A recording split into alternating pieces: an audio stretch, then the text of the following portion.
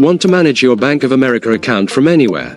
The key is online banking. Today, I'm walking you through the simple, step-by-step process to enroll and take control of your finances. Welcome back to Guide with Samuel. Enrolling is free and only takes a few minutes.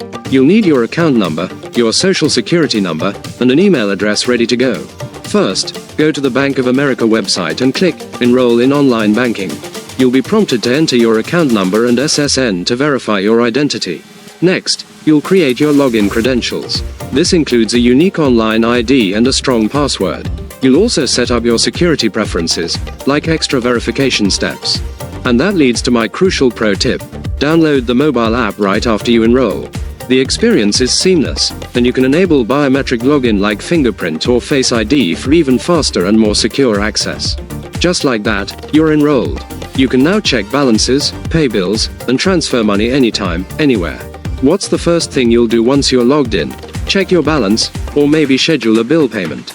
Let me know your thoughts down in the comments, and subscribe for more clear-cut guides like this one. Thanks for watching. I'm Samuel, and I'll see you in the next video.